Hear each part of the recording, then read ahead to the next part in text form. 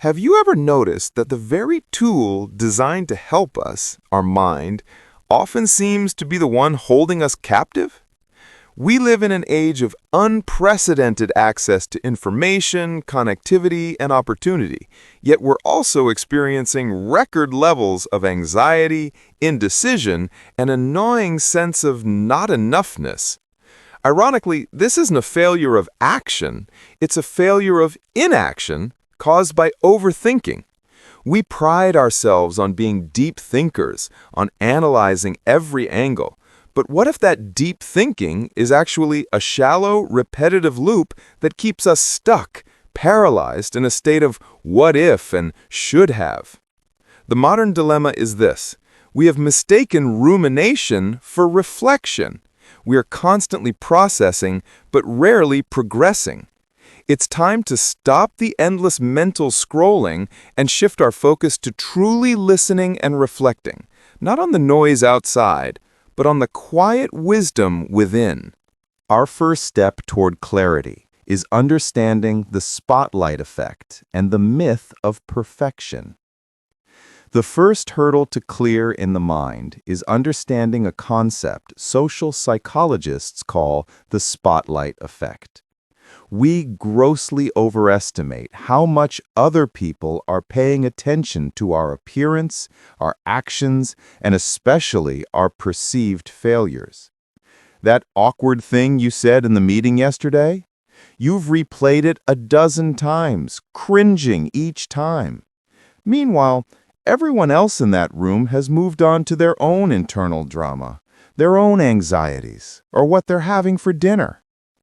Your mind is like a theater with a powerful, concentrated spotlight, and you, the actor, believe the entire world is watching your every flaw. But the reality is, most people are busy directing their own spotlights. This crippling overthinking is often just a symptom of trying to achieve an impossible myth of perfection. The perfect email, the perfect response, the perfect path. This quest for flawless execution doesn't lead to excellence, it leads to stagnation. The greatest works of art, the most groundbreaking inventions, and the most meaningful relationships are all inherently messy and imperfect. They require action and adjustment, not endless pre-planning in a sterile mental laboratory. Our second key concept is the 5-minute rule and the power of good enough. Our second step toward mental clarity involves a simple, actionable principle, the 5-minute rule. Overthinking is often triggered by tasks or decisions that seem daunting in their totality. Your brain sees write that business plan or have that difficult conversation and slams the brakes because the cognitive load feels too high. The 5-minute rule is a stealth attack on this mental inertia. Here's how it works. If a task can be done in 5 minutes or less, do it immediately. Don't add it to a list, don't overanalyze it, and don't let it become mental clutter. That email, that load of laundry, that quick phone call, clear the decks. For bigger tasks, you apply the spirit of the rule. Commit to working on it for just 5 focused minutes, no more. Often, the act of starting breaks the spell of overthinking. It converts a daunting mental image into a tangible, small action. This is where we must embrace the power of good enough. A beautifully simple analogy is the difference between a sculptor and a person paralyzed by a block of marble. The sculptor understands that the initial strike is rough, imperfect, and perhaps even clumsy. But that first strike is what makes the next one possible. The overthinker never strikes the stone, terrified of marring the perfect potential form hidden inside. The best way to get good is to get started. Now, here is your first reflection prompt. Take a moment right now to identify one small, nagging task you've been mentally carrying around for days. If it will take 5 minutes or less, will you commit to doing it immediately after this video? If it's a bigger task, what is the single, imperfect 5-minute step you can take right now to simply begin?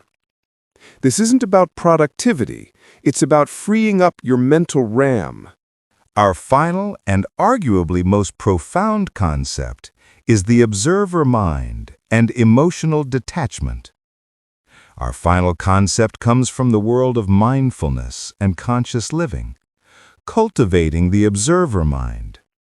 When we overthink, we are generally inside the storm of our thoughts and emotions. We believe, without question, the fear, the worry, and the judgment our mind generates. We become the frantic, stressed-out main character in our own internal drama. The observer mind is the practice of stepping back and becoming the witness to this drama. It's the difference between being in the car during a traffic jam and watching the traffic jam from a nearby tall building. The view is entirely different. When a wave of worry hits you, say about money or a relationship, instead of diving into the details of the worry, simply label the experience. Ah, there is the thought about money worries. Or, I notice a strong feeling of self-doubt arising. You're not judging the thought, you're not fighting it, and you're certainly not becoming it. You are simply noticing it. This simple act of labeling and noticing creates a tiny, essential space between you and your thinking. This space is where wisdom resides, where you realize, I have thoughts, but I am not my thoughts. Your brain is a thought-producing machine. Its job is to think. Your job is to decide which thoughts you will listen to and which you will let drift by like clouds. Here is your second reflection prompt. The next time you catch yourself overthinking, try this experiment. Mentally label the thought: worry, judgment, plan. What percentage of the thought stream that you catch yourself repeating is actually new information, and what percentage is just old, recycled worry? Where does the real you, the quiet, observing part, sit while all that noise is happening?